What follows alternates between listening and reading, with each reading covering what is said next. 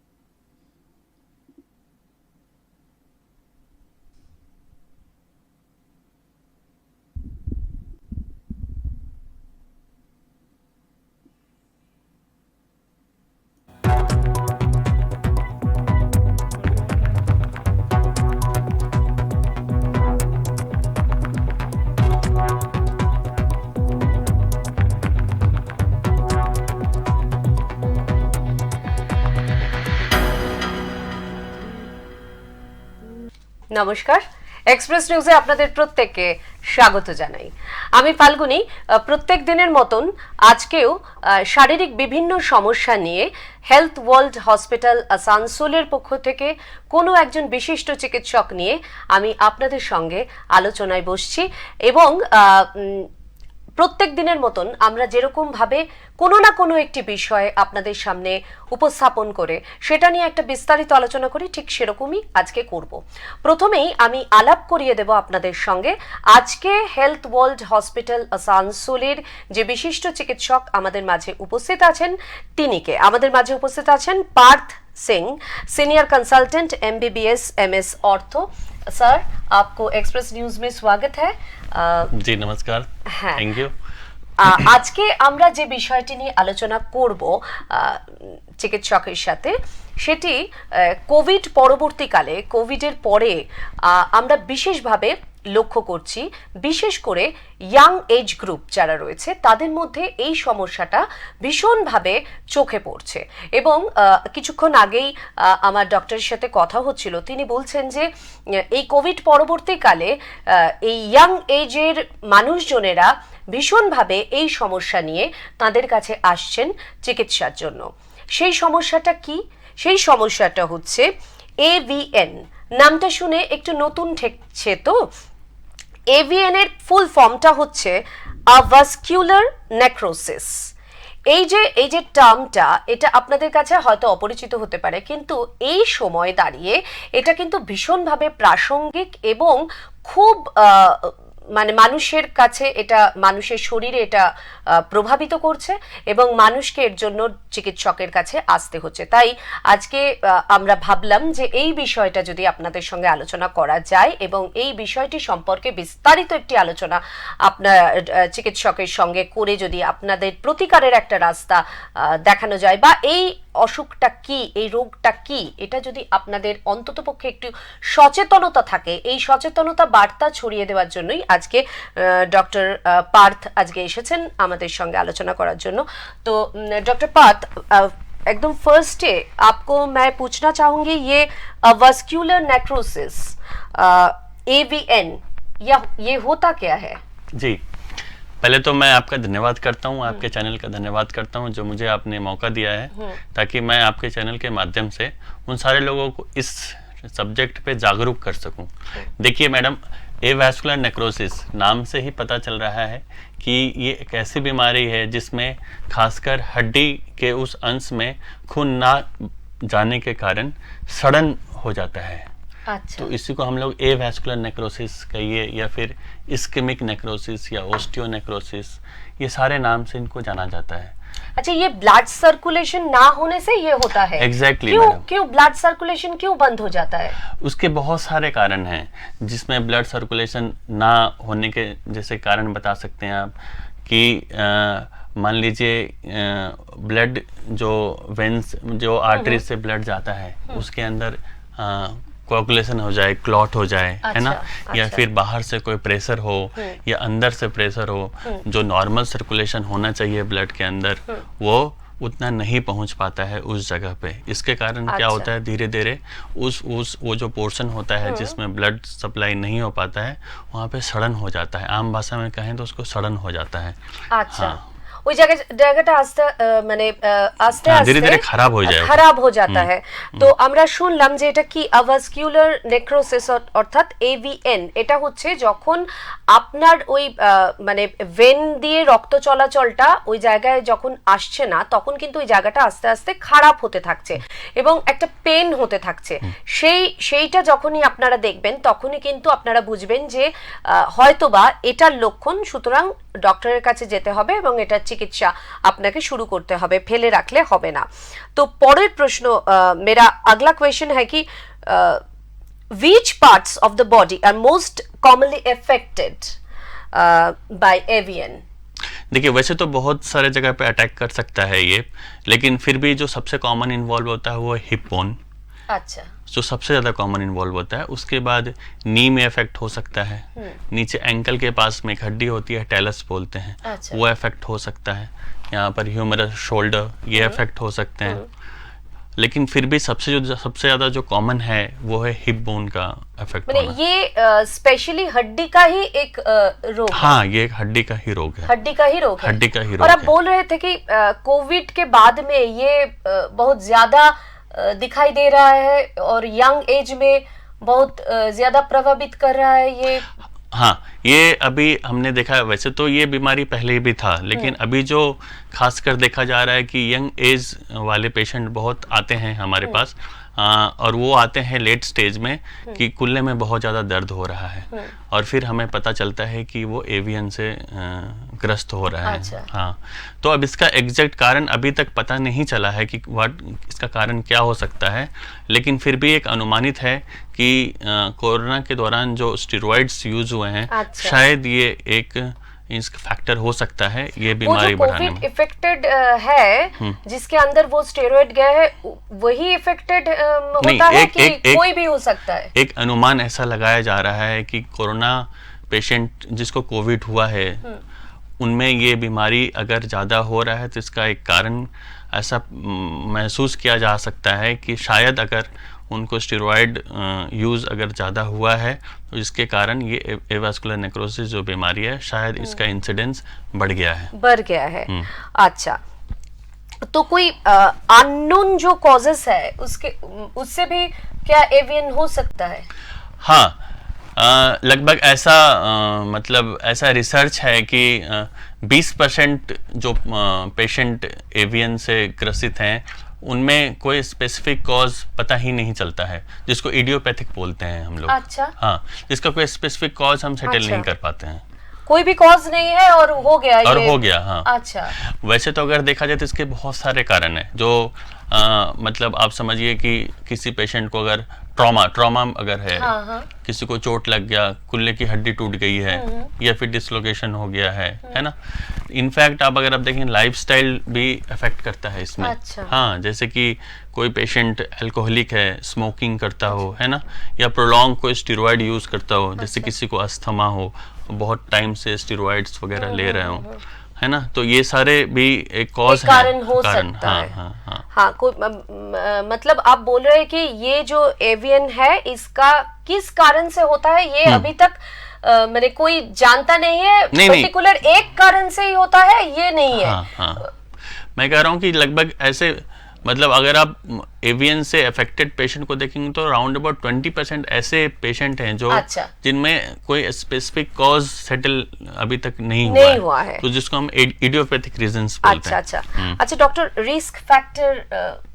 हाँ, risk factors है ना, जैसे कि मैंने आपको बताया, जैसे कि कोई पेशेंट लाइफस्टाइल जिसका, मान लीजिए कोई पेशेंट अल्कोहलिक है, स्मोकिंग है, प्रोलॉन्ग स्टेरॉइड यूज कर रहे हो, या फिर कोई बीमारी होता है, जैसे कि मान लीजिए किसी को सिकल सेल एनीमिया है किसी पेशेंट को, उसमें भी ये सारे फैक्टर्स हैं जिसमें ये एवियन होने के चांसेस ज़्यादा होता है पेशेंट को। अच्छा। हाँ। तो रिस्क ज्यादा होता है? हाँ, अगर ये सारे चीज रहे तो उसमें रिस्क बढ़ जाता है ये बीमारी होने का। अच्छा, नॉर्मल लाइफ लीड कर रहा है तो उसमें रिस्क कम होता है, कम है, और हाँ। जब ये सब माने अल्कोहलिक होता है और लाइफस्टाइल थोड़ा उल्टा पुल्टा होता है तब रिस्क फैक्टर ज्यादा होता है हाँ। इसमें। अच्छा, इसमें अर्ली सिम्टम्स क्या है ये एवियन में? सबसे पहले तो जो भी पेशेंट को अगर एवियन होता है, सबसे पहले उसको पेन होता है। पेन में वो भी कब, जब वो चलना स्टार्ट करता है तो उसको अगर दर्द आप बैठे हो तो पेन नहीं हाँ, होता अर्ली स्टेज में, अर्ली स्टेज में, वेरी अर्ली स्टेज में आप अगर रेस्ट कर रहे हैं तो पेन नहीं होता है। अच्छा। लेकिन आप अगर चलना स्टार्ट करते हैं, है ना, और या फिर कोई स्ट्रेनस वर्क करते हैं तो फिर आपको फर्स्ट पेन फील होता है ना, और वो रेस्ट के साथ रिलीव हो जाता है। लेकिन फिर धीरे धीरे जैसे जैसे ये डिजीज प्रोग्रेस होता है तो फिर रेस्ट के दौरान भी पेन आप महसूस करते हैं। अच्छा। और इसके साथ क्या हो सकता है, रेस्ट्रिक्शन ऑफ मूवमेंट हो सकता है, जैसे कि पैर जितना इजिली अभी हम लोग चला पाते हैं उतना नहीं कर पाते हैं, स्टिफनेस डेवलप होता है उसको। अच्छा। और पेन का सिविरिटी धीरे धीरे टाइम के साथ बढ़ता जाता है। তো আপনারা শুনলেন যে এই এভিএনএ রিস্ক তো একটা ফ্যাক্টরি, তারপরে যখন আপনারা মানে যখন প্রথম একদম এভিএন আপনার শরীরে ধরা পড়ছে তখন কিন্তু হালকা হালকা পেন হবে, কিন্তু সেই পেনটা কখন হবে, আপনি ধরুন রেস্ট করছেন তখন হলো না, যখন আপনি হাঁটছেন তখন আপনার পেনটা আপনি বুঝতে পারলেন। এবার যখন ধরুন প্রথম স্টেজে আছে তখন আপনি যখন হাঁটছেন পেনটা আপনি বুঝতে পারছেন, যখন আপনি বাড়িতে এসে আপনি রেস্ট করছেন তখন কিন্তু পেনটা থেকে আপনি রিলিফ পেলেন। আবার দেখলেন যখন আপনি আবার মুভ করছেন তখন কিন্তু আবার এই পেনটা বাড়ছে, এটা কিন্তু আস্তে আস্তে আস্তে আস্তে আরো বাড়বে, তখন কিন্তু রেস্ট নেওয়ার পরেও এই যে পেনটা এটা কিন্তু সাস্টেইন করবে এবং তখন থেকে যাবে এই পেনটা। তো তখন আপনাকে বুঝতে হবে যে এই এভিএনটা কিন্তু একটা বেশ সিভিয়ার স্টেজে গেছে এবং তৎক্ষণাৎ আপনাকে বাড়িতে বসে থাকলে হবে না, তখন কিন্তু সঙ্গে সঙ্গে ডক্টরের কনসাল্ট করতে হবে ডক্টরের সঙ্গে এবং চিকিৎসার মধ্যে আপনাকে যেতে হবে। তো এবার আপনি বলুন কি করে মানে डायग्नोसिस করেন আপনারা ये एवियन को आप कैसे डायग्नोज करते हैं? सबसे पहले तो मैं वो उन सारे लोगों को बताना चाहूंगा कि अगर ये आप अर्ली स्टेज में इंटरवेन कराएं तो इसके बहुत सारे ट्रीटमेंट ऑप्शन हैं जो अर्ली स्टेज पे फिर हम लोग ये सडन से बचा सकते हैं अगर अर्ली स्टेज। तो जो पेशेंट को मैं बोलना चाहूँगा, अगर आप ऐसा फील करते हो कि ये पेन, वैसे तो पेन बहुत सारे कारण से हो सकता है, लेकिन अगर ये पेन दिनों दिन रह रहा है, नहीं जा रहा है और इसकी जो तीव्रता है वो टाइम के साथ अगर बढ़ रहा है, नॉर्मल मूवमेंट करने में आपको दिक्कत हो रहा है तो तुरंत डॉक्टर से सलाह लेना चाहिए। हम डॉक्टर क्या करते हैं, सबसे पहले एक्सरे करवाते हैं। अच्छा। तो ये जो बीमारी है इसमें अर्ली स्टेज में एक्सरे में कुछ पकड़ में नहीं आता है, लेकिन चूंकि एक्सपीरियंस के साथ ये अनुभव हो जाता है कि शायद ये एवियन हो सकता है, तो हम लोग एमआरआई के लिए जाते हैं और एमआरआई में चेंजेस दिख जाते हैं। अर्ली स्टेज में एमआरआई से पकड़ में आ जाता है कि ये एवियन है। अच्छा। हाँ। मैंने एमआरआई का बहुत बड़ा रोल है इसमें। अर्ली स्टेज में पकड़ने के लिए एमआरआई ही सबसे बेस्ट डायग्नोसिस है। एक्सरे में अर्ली स्टेज में पकड़ में नहीं आता है, एडवांस स्टेज में एक्सरे में भी पकड़ में आ जाता है, जब उसमें चेंजेस आते हैं तो एक्सरे में पकड़ में आ जाता है। लेकिन इस बीमारी को चूंकि अर्ली स्टेज में पकड़ने का फायदा ये है क्योंकि हम लोग फिर फर्दर प्रोग्रेशन से इसको बचाया जा सकता है। नहीं तो अगर एक बार एडवांस हो जाता है तो फिर इससे बचाना मुश्किल है, फिर उसको मतलब कुल्ले को बदलना ही एक ऑप्शन बच जाता है। अच्छा। हाँ, इसीलिए अर्ली स्टेज पे अगर पेशेंट आता है तो हम एमआरआई से इसे डायग्नोसिस कर सकते हैं। अच्छा, तो आप बोल रहे थे कि एकदम अर्ली स्टेज में अगर आपको मालूम पड़ता है कि ये एवियन है तो कुछ आप कर सकते हैं, वो क्या मेडिसिन से कर सकते हैं? हाँ, तो वैसे तो मेडिसिन का भी वैसा इतना रोल नहीं है इसमें। अच्छा। लेकिन हाँ, तो लेकिन अर्ली स्टेज में अगर पकड़ में आता है तो सर्जरी ही करना पड़ता है इसमें। अर्ली स्टेज में भी सर्जरी करना पड़ता है? हाँ, लेकिन वो सर्जरी का फायदा ये है कि उसमें अगर अर्ली इंटरवेंशन किया जाता है तो हम लोग नेचुरल जो हमारा हिप बोन है, जो नेचुरल कुल्ला है, उसी को हम लोग बचा सकते हैं, उसको फिर बदलने की जरूरत नहीं पड़ सकती। अच्छा, उसको ही नॉन सर्जिकल ट्रीटमेंट बोलते हैं? देखिए, ये एक प्रोग्रेसिव डिजीज है। अगर आप केवल मेडिसिन ही देंगे तो ठीक होने का चांस बताना मुश्किल है कि ठीक होगा या नहीं होगा। हो सकता हो, लेकिन बताना बहुत मुश्किल है ना। तो फिर हम लोग क्या करते हैं कि जो प्रॉब्लम है कि ब्लड सप्लाई नहीं जा रहा है, तो उसको हम लोग को चैनल क्रिएट करना पड़ता है। प्रेशर जो है, प्रेशर को रिलीज करना पड़ता है। इसको हम लोग कोड डिकम्प्रेशन बोलते हैं, जो अर्ली स्टेज में फ्रूटफुल है। ये अर्ली स्टेज में अगर पेशेंट आ जाते हैं आपके पास, तो फिर कोड डिकम्प्रेशन करके हम लोग फिर वापस वहाँ पे ब्लड सप्लाई एस्टेब्लिश कर सकते हैं। ये नॉन सर्जिकल ट्रीटमेंट है? ये एक सर्जिकल ट्रीटमेंट है, हाँ। लेकिन कह सकते हैं आप इस तरह का, इसको एक माइनर सर्जिकल प्रोसीजर है। अच्छा, माइनर सर्जिकल माने যদি এটা মানে surgery is must. Surgery is must to prevent the progression of the disease. अच्छा, तो ये बढ़ना और कम हो जाना, ये क्या सर्जिकल अगर सर्जरी आप एकदम अर्ली स्टेज में करते हैं तो ज्यादा रिस्क फैक्टर नहीं रहता, और बाद में करते हैं तो बहुत ज्यादा रिस्क फैक्टर होता है? ये क्या होता है? हाँ, देखिए ऐसा है कि एक बार आप ऐसे समझ लीजिए कि जो हड्डी है वो एक ढांचा है, ठीक है। अगर उसके अंदर से धीरे धीरे सड़ना स्टार्ट हो, अंदर से अगर खोखला होना स्टार्ट होता है due to the low blood supply, तो क्या होता है, उसका जो आकार है, जो शेप है, वो धीरे धीरे कोलैप्स कर जाता है। वो बदल भी जा सकता? हाँ, कुछ नजर में आता है कि वो बदल गया हाँ, है। उसका शेप बदल जाता है ना। शेप ही बदल जाता है। शेप बदल जाता है, और एक बार जब शेप बदल जाता है तो फिर उसको बचाया नहीं जा सकता। फिर उसको एक ही ऑप्शन है हमारे पास, उसको बदलने का, रिप्लेस करने का, है ना। रिप्लेस करना। तो यही मैं आपको बता रहा था कि ये जो शेप इंटैक्ट है, और अर्ली स्टेज में अगर पेशेंट आ जाते हैं तो फिर हमारे पास ऑप्शंस हैं इसको फर्दर प्रोग्रेस से रोकने का, ताकि इसका शेप हम लोग इंटैक्ट रखें, शेप चेंज ना हो, है ना। अच्छा, शेप चेंज के लिए early detection is very important, very crucial. हाँ, अच्छा, when is surgery required for AVN? यही मैं आपको बता रहा था कि सर्जिकल, इसके डिफरेंट सर्जिकल प्रोसीजर हैं। डिपेंड करता है कि पेशेंट किस स्टेज पे आपके पास आता है। अच्छा, अगर अर्ली स्टेज पे आता है तो जो हम लोग सर्जरी करते हैं उसको हम कोड डिकम्प्रेशन बोलते हैं। ये सबसे इनिशियल सर्जरी होता है एवियन पेशेंट में। इसमें क्या करते हैं, इसमें मल्टीपल होल्स किया जाता है और उस जगह को टारगेट किया जाता है जहाँ पर ब्लड सप्लाई बहुत कम है। जनरली वो अगर आप एक्सरे में देखेंगे तो उसमें काला काला धब्बा दिखता है और सफ़ेद आकार दिखता है। इसको सिस्ट और स्क्लेरोसिस बोलते हैं। अच्छा। उसी को हम लोग टारगेट करके उस जोन को वापस वहाँ पर हम ब्लड सप्लाई स्टेब्लिश कराने का कोशिश करते हैं। ओपन सर्जरी है? ये ओपन सर्जरी नहीं होता है। इसमें हम लोग दूरबीन के माध्यम से देख के, जैसे सियाम हमारे जो ऑपरेशन में होता है, उसे देख के बस छेद करना होता है। अच्छा। छोटा सा चीरा लगता है, इतना छोटा सा। अच्छा, हाँ, तो फिर डरने की कोई बात नहीं है? डरने की कोई बात नहीं।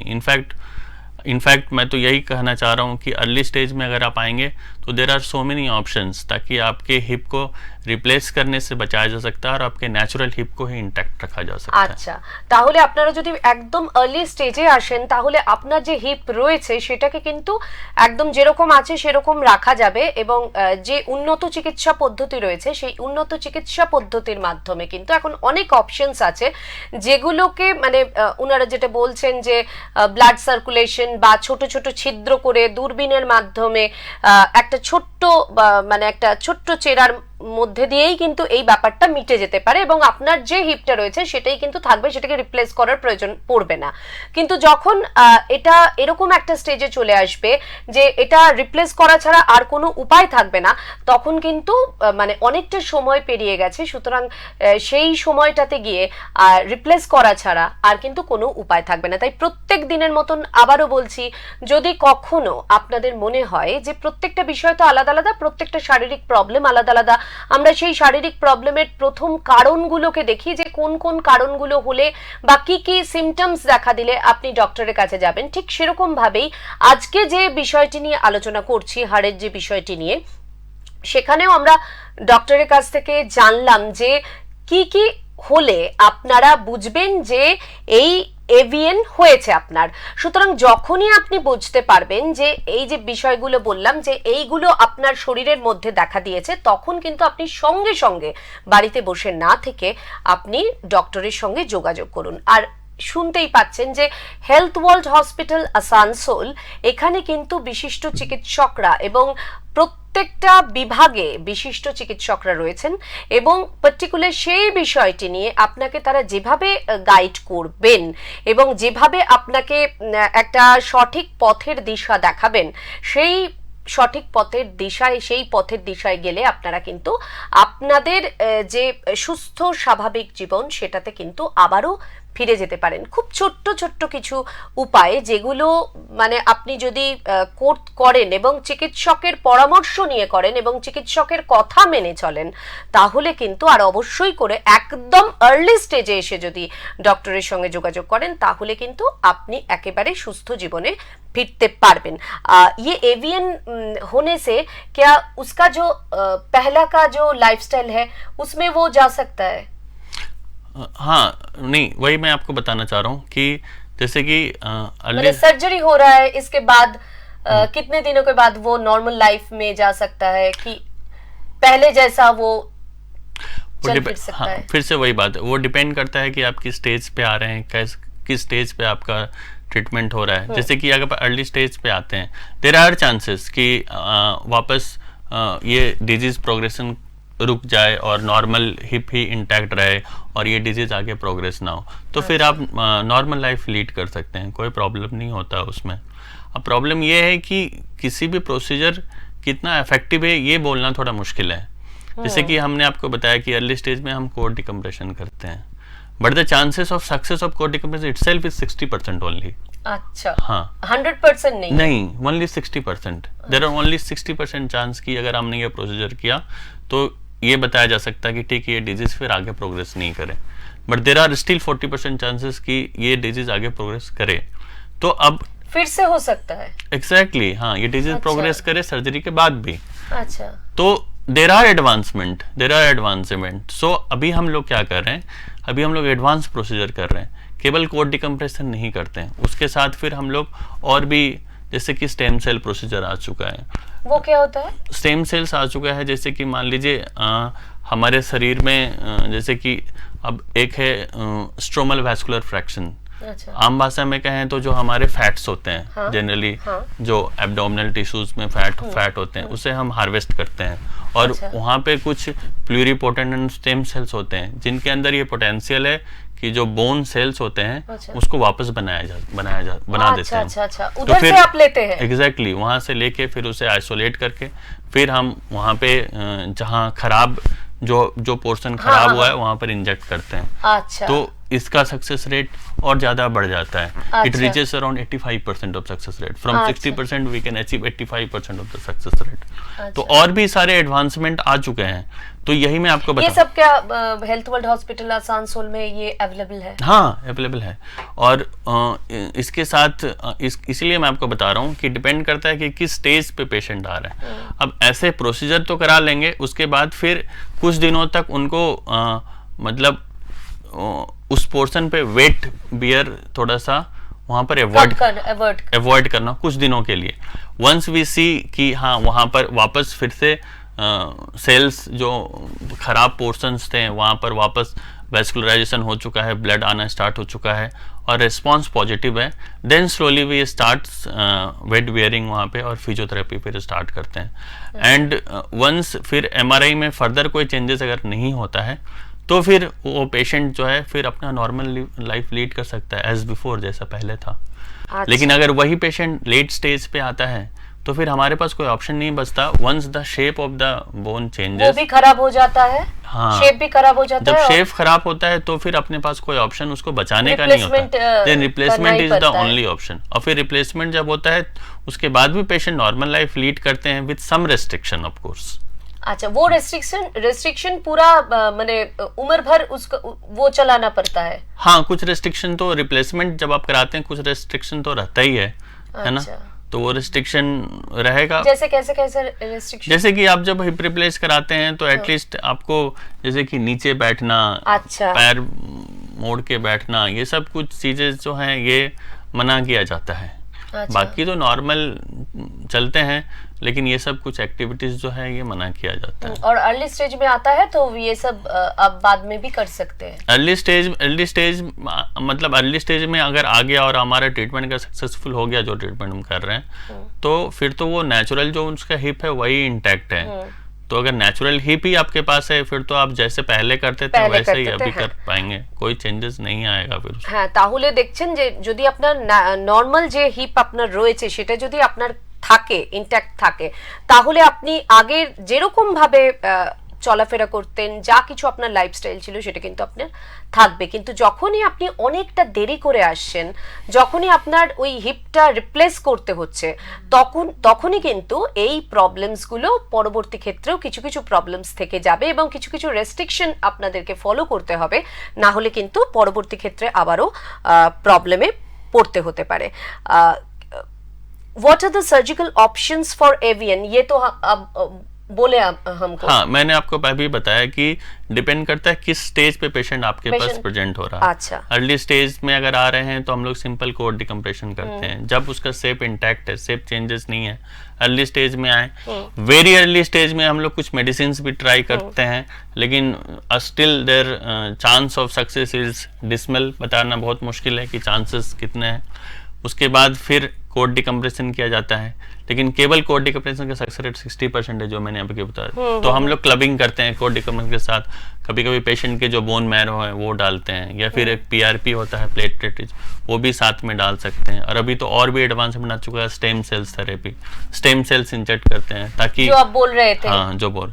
और लास्ट स्टेज जो होता है जहाँ पर शेप ही बदल चुका है, अब कुछ नहीं है, नॉर्मल शेप इंटैक्ट नहीं है बोन का, जो सबसे लास्ट स्टेज होता है। इसके भी स्टेजिंग होते हैं, stage 1, 2, 3, 4, 4th is the last stage. जब इस स्टेज में पेशेंट आपके पास प्रेजेंट हो रहा है, then you will have the only option to replace.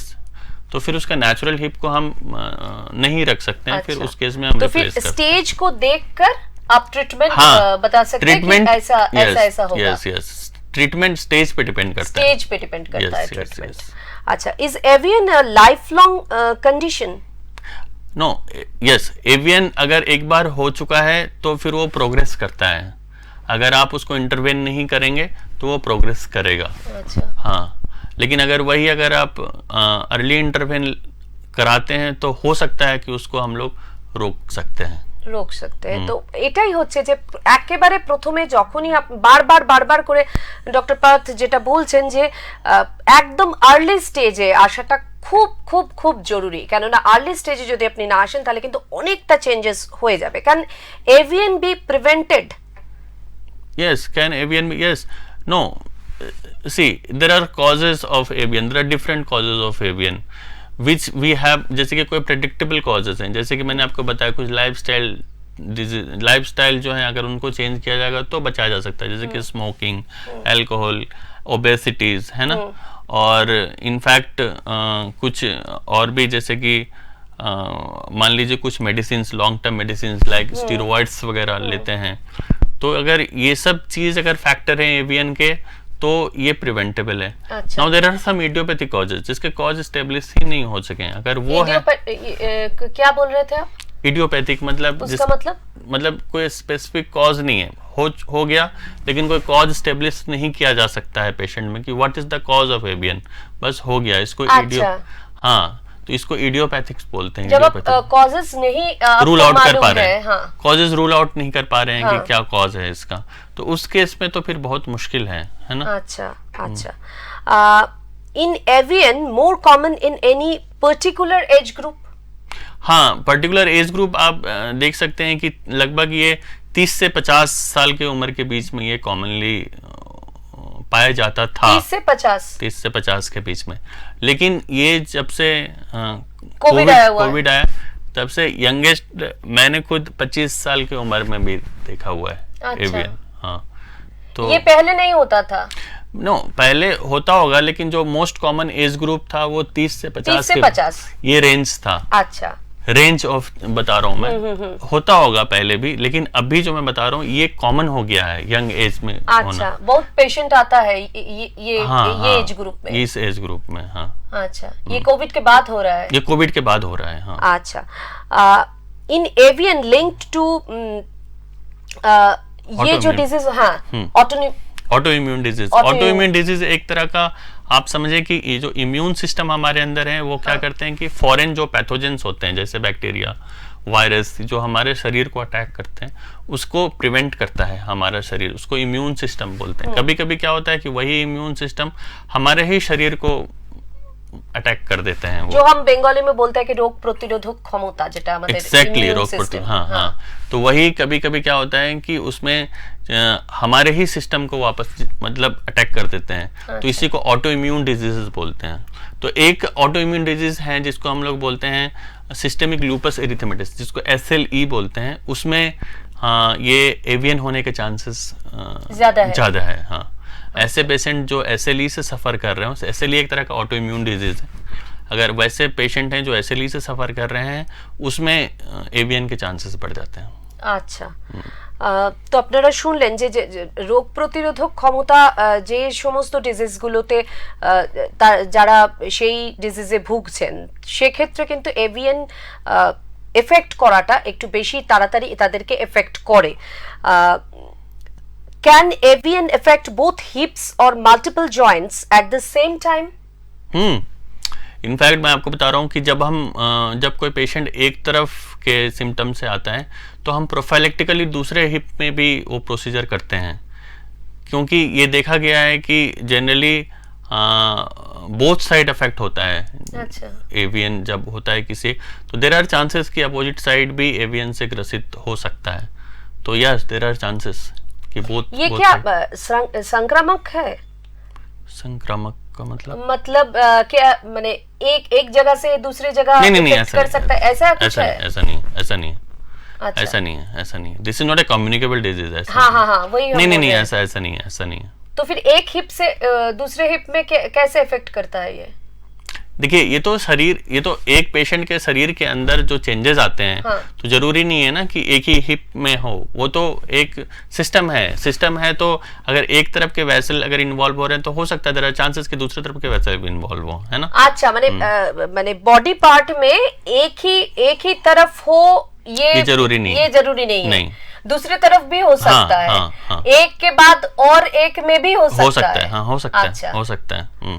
तो इसलिए कभी कभी ऐसा पेशेंट गुमराह हो जाते हैं कि दिक्कत एक तरफ है तो दूसरे तरफ को क्यों टारगेट कर रहे हैं। लेकिन मैं बताना चाहता हूँ कि प्रोफाइलेक्टिकली भी डॉक्टर्स क्या करते हैं, दूसरे तरफ का ट्रीटमेंट करते हैं, ये सोच के कि कहीं दूसरे तरफ डिजीज अगर है तो और प्रोग्रेस ना हो जाए, है ना?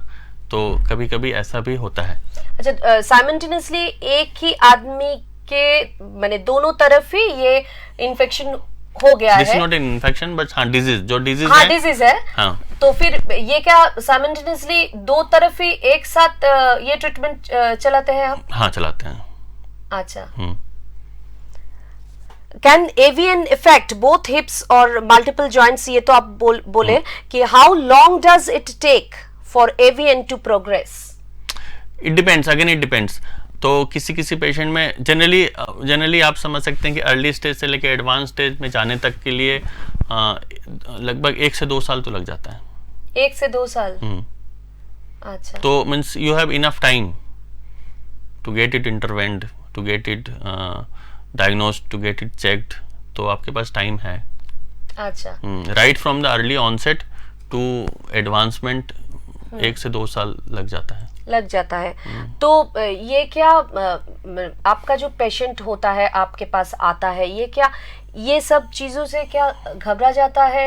ये पेशेंट के जो मानसिक स्थिति होता है, क्या आप देखते हैं कि सब पेशेंट ठीक ठाक होता है कि एवियन हुआ है तो कोई मानसिक चिंताग्रस्त हो गया है, ऐसा कुछ पेशेंट के अंदर होता है ये इसको लेके?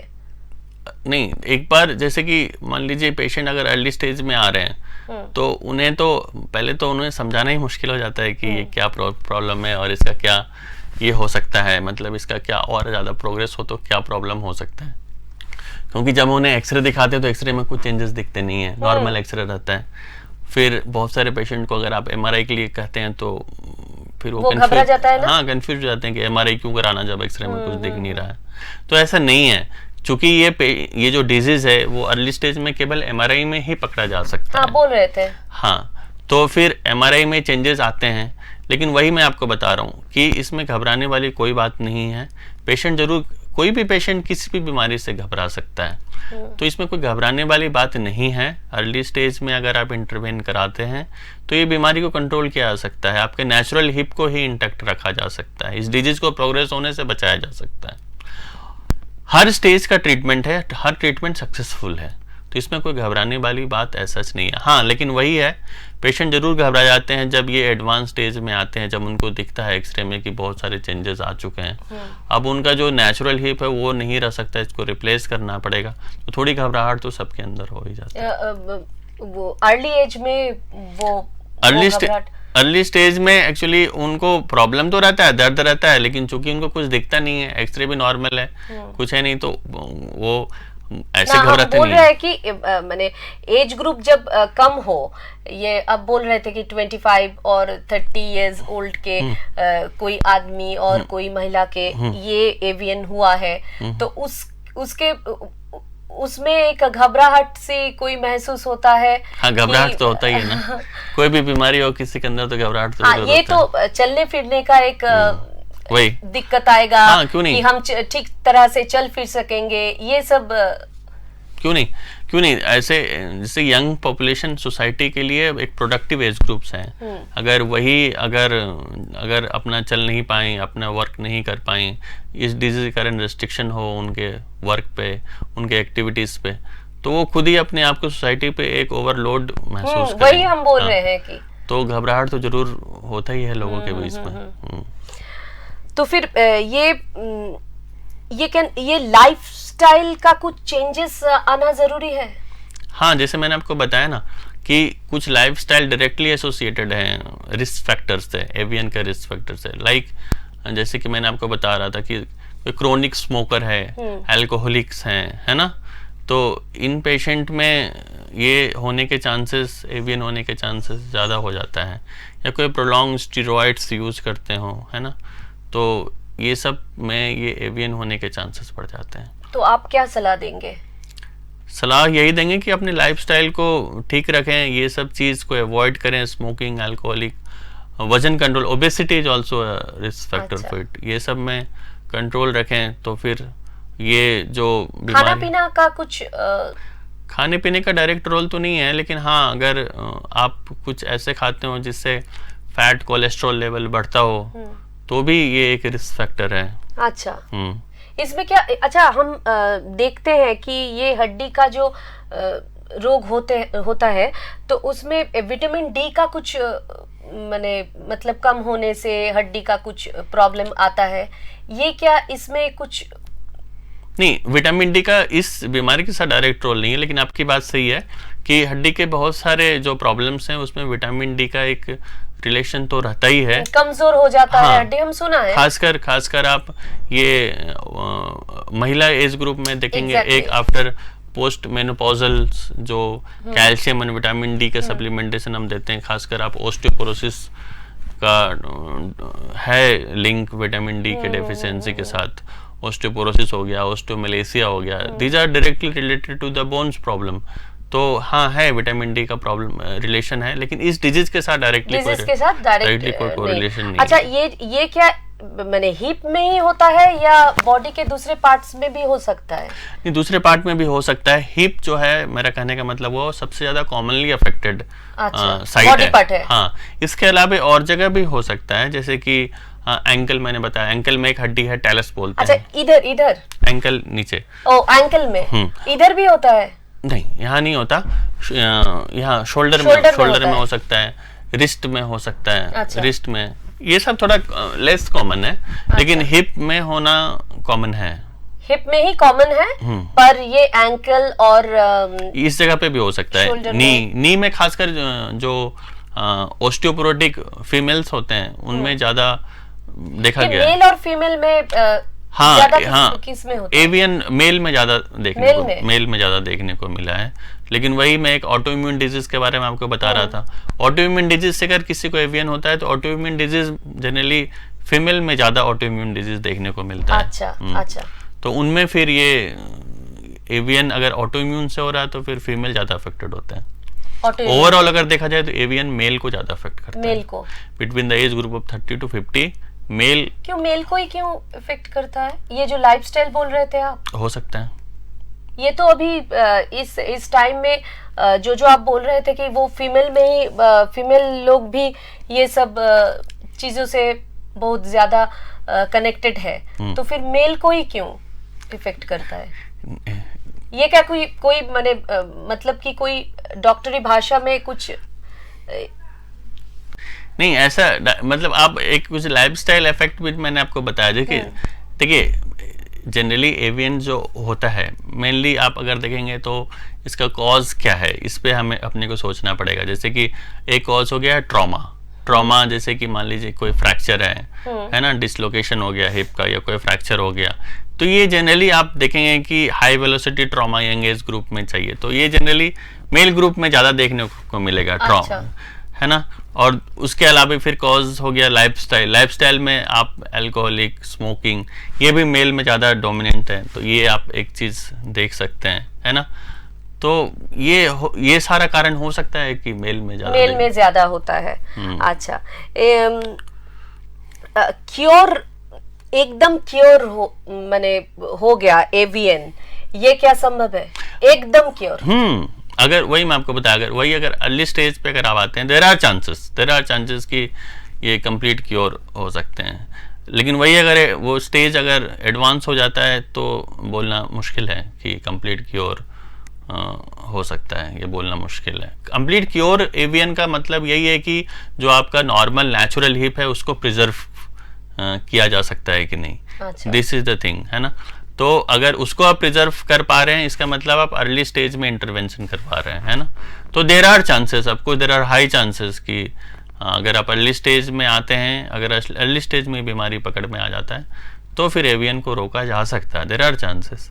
लेकिन वही अगर स्टेज एडवांस हो जाता है तो फिर बहुत मुश्किल है। अच्छा, आप क्या बोलना चाहेंगे हमारे दर्शकों? मैं यही बोलना चाहूँगा कि किसी भी पेन अगर आप बहुत लंबे टाइम से प्रोलॉन्ग अगर आप पेन फील कर पा रहे हैं तो प्लीज़ इसे इग्नोर ना करें। और चूंकि ये कोविड के बाद सारे डॉक्टर्स का एक यही मानना है कि खासकर यंग एज ग्रुप को ज़्यादा ये इन्वॉल्व कर रहा है, तो प्लीज़ इसे इग्नोर ना करें और अपने निकट के किसी भी डॉक्टर से परामर्श करें अगर आप ऐसे सिम्टम्स से ग्रसित हैं तो। दूसरी बात, अगर एक्सरे करवा रहे हैं या एक्सरे में कुछ भी चेंजेस नहीं आते हैं तो प्लीज़ MRI करवाइए, ठीक है। और उसमें अर्ली स्टेज में ये डिजीज़ पकड़ में आ जाता है। अर्ली स्टेज में अगर डिजीज़ पकड़ में आ जाता है तो हो सकता है कि एवियन को रोका जा सकता है फर्दर प्रोग्रेस होने से। घबराने की बात नहीं है, क्योंकि अगर ये एडवांस में भी अगर स्टेज एडवांस भी हो जाता है तो भी इसका ट्रीटमेंट है और आप क्योर हो सकते हैं। এই যে এতক্ষণ ধরে আমরা আলোচনা করছিলাম ভাস্কিউলার নেক্রোসিস অর্থাৎ AVN এটা নিয়ে, তো ডক্টর পার্থ যেটা বললেন যে এটা যেরকম একটা রিস্ক ফ্যাক্টর কাজ করে, কিন্তু এটা আপনি আর্লি স্টেজে যখনই আপনি কোনো ডক্টরের কাছে আসবেন তখন কিন্তু একদম আপনার কিওর হওয়ার চান্সেস থাকে। এবং আপনার কিওর হওয়া এটাই যে আপনার যে হিপটা রয়েছে সেটা ইনট্যাক্ট থাকলো এবং তারপরে যা ট্রিটমেন্ট করা সেটা ট্রিটমেন্টটা করা হলো। কিন্তু যখন আপনি যত দেরি করছেন তত কিন্তু আপনার ওই যে খারাপ হওয়া যে হিপটা সেটা কিন্তু আরো তো খারাপ হয়ে যাচ্ছে, ওটা তো ওই জায়গায় থাকছে না, সেটা আরো ব্লাড সার্কুলেশন সেখানে যাওয়াটা কমে যাচ্ছে, আরো খারাপ হয়ে যাচ্ছে ওই জায়গাটা। সুতরাং সেইটা যখন হয়ে যাবে, যখন সেই হিপটার বোন যে স্ট্রাকচার আছে সেটা যখন চেঞ্জ হয়ে যাচ্ছে তখন কিন্তু ওটা রিপ্লেস করা ছাড়া আর কোনো উপায় থাকছে না। সুতরাং আপনাকে এই রোগটা যখনই আপনি ছোট ছোট সিমটমস দেখতে পাচ্ছেন, কোনো রোগকেই কিন্তু আপনারা উপেক্ষা করবেন না। যদি আপনাদের কোনো রকমের কোনো সিমটমস, আপনারা যে কোনো রোগের ক্ষেত্রে, আজকে এটা নিয়ে আমরা আলোচনা করছি বলে নয়, যে কোনো রোগের ক্ষেত্রে যদি আপনারা প্রথম একদম আর্লি স্টেজে যদি আপনারা সেটা ডক্টরের কাছে যান এবং তার দেখানো পথে যদি আপনারা চলেন, যেটা উনি ডক্টর পার্থ বলছিলেন যে এক্স রে করানোর পরেই আপনি দেখছেন যে সেখানে কিছু নেই, ডক্টর বলছেন যে এমআরআই করতে, আপনি হয়তো ঘাবড়ে যাচ্ছেন যে একটা হাড়ে ব্যথা হয়েছে তার জন্য এমআরআই কেন করব, কিন্তু এমআরআই করাটা দরকার। কেননা অনেক ক্ষেত্রে এই রোগের ক্ষেত্রে আমরা যেটা শুনলাম যে এক্স রেতে একদম আর্লি স্টেজে অনেক সময় ধরা পড়ে না, বোঝা যায় না। সুতরাং এমআরআই আপনি একটা যদি করে নেন তাহলে কিন্তু এটা ধরা যাবে এবং সঠিক সময় ধরা যাবে। এবং আবারও বলছি যে আপনার যে হিপ রয়েছে সেটাকে ইনট্যাক্ট রেখে আপনি সেটা মানে সেই ট্রিটমেন্টে আসতে পারেন এবং পরবর্তী ক্ষেত্রে আপনার যে লাইফস্টাইল, আপনি যে কাজের সঙ্গে যুক্ত, সেই কাজে খুব দ্রুত আপনি ফিরে যেতে পারেন। সুতরাং দেরি কেন করবেন, আপনারা অবশ্যই চলে আসবেন। যে ডক্টর পার্থ যেরকম বললেন যে আসানসোলে যে হেলথ কেয়ার হসপিটাল রয়েছে সেখানে কিন্তু এই সমস্ত ट्रीटमेंट এবং তার যে उसका जो ट्रीटमेंट के आगे जो जो आप एक्सरे और एमआरआई हो और जो भी कुछ जांच करने के लिए जो जो कुछ है वो सब है, सब कुछ अवेलेबल है, सब कुछ अवेलेबल है हेल्थ वर्ल्ड आसानसोल में। तो फिर देर की इस बात की, आप आइए। आप तो जानते ही है कि আপনারা জানেন যে আসানসোলে আগে যেরকম হেলথ ওয়ার্ল্ড ছিল না, আপনাদেরকে দুর্গাপুরে আসতে হতো, এখন তো আসানসোলেই আছে। সুতরাং আসানসোলের মানুষ হোক বা আসানসোলের চারপাশের যারা রয়েছেন পেশেন্ট, তারা কিন্তু অবশ্যই আসানসোলে আসবেন, দুর্গাপুরে তো আসতেই পারেন। এছাড়াও রাজ্যের বিভিন্ন প্রান্ত থেকে মানুষ আসছেন, রাজ্যের বাইরে থেকে আসছেন, ঝাড়খণ্ড এবং তার পার্শ্ববর্তী যে সমস্ত জায়গা রয়েছে, রাজ্যগুলি রয়েছে, সেখান থেকেও হেলথ ওয়ার্ল্ড আসানসোলে এসে ট্রিটমেন্ট করিয়ে এবং পুরোপুরিভাবে কিওর হয়ে তারা ফিরে যাচ্ছেন সুস্থ স্বাভাবিক জীবনে।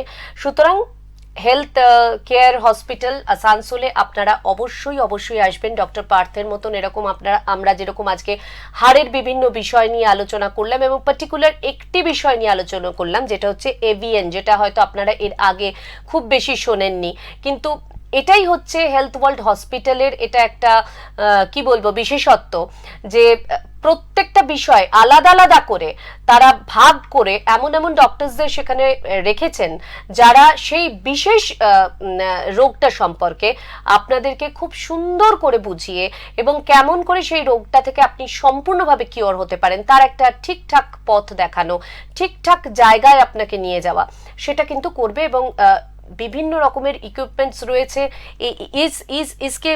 इसके जो एवीएन का जो एकदम मॉडर्न जो इक्विपमेंट्स है वो भी आपके पास है हेल्थ वर्ल्ड हॉस्पिटल में। जो अभी सबसे, अगर आप कहेंगे सबसे लेटेस्ट ट्रीटमेंट जो इसका चल रहा है, मतलब ये सारे ट्रीटमेंट के एक बार डिजीज एडवांस हो गया फिर तो ट्रीटमेंट कॉमन है कि रिप्लेस करना है। अर्ली सारा जो चैलेंजेस है वो अर्ली स्टेज में डिटेक्शन और अर्ली स्टेज के ट्रीटमेंट है, ताकि वो डिजीज प्रोग्रेस ना करे।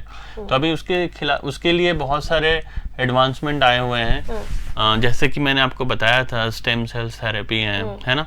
तो ये सारे ट्रीटमेंट जो है पॉसिबल है हमारे हेल्थ वर्ल्ड हॉस्पिटल में।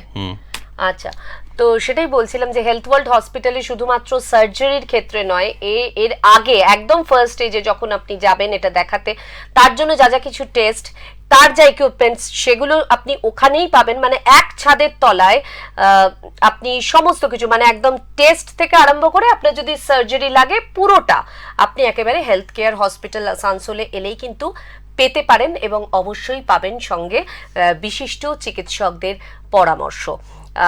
तो डॉक्टर पार्थ आज इस दिन के लिए और ये जो आप जो कन्वर्सेशन किए हैं हमारे साथ, इससे हमारा जो दर्शक है उसको बहुत जानकारी मिला है और इसके लिए आपको धन्यवाद, बहुत बहुत धन्यवाद।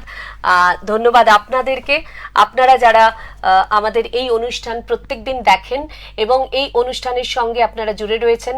আশা করি যে প্রত্যেকদিন আমরা যে বিষয়গুলি নিয়ে আলোচনা করছি, প্রত্যেকদিন যে বিষয়গুলো আপনাদের সামনে আনছি এবং তা সেই বিষয়টা সম্পর্কে বিস্তারিত আলোচনা করছি, সেটা আপনাদের ভালো লাগছে এবং আপনারা আপনাদের মতামত আমাদেরকে জানাবেন। আপনারা আর কোন কোন রোগ সম্পর্কে জানতে চান সেটাও আমাদের জানাবেন। হেলথ ওয়ার্ল্ড হসপিটাল আসানসোল এবং তার সেখানে যে সমস্ত বিশিষ্ট চিকিৎসকরা থাকেন তারা হেল্প করার জন্য, আপনাদেরকে সেই বিষয় নিয়ে কথা বলার জন্য সব সময় এখানে এসে আপনাদের সঙ্গে আলোচনা করার জন্য প্রস্তুত। সুতরাং আপনারা আমাদের সঙ্গে থাকুন এবং সকলে খুব ভালো থাকুন, সুস্থ থাকুন। আবারও বলি যাবার আগে যে কোনো যদি অসুবিধা হয় সঙ্গে সঙ্গে ডক্টরের সাথে যোগাযোগ করুন। খুব ভালো থাকবেন। ধন্যবাদ। নমস্কার।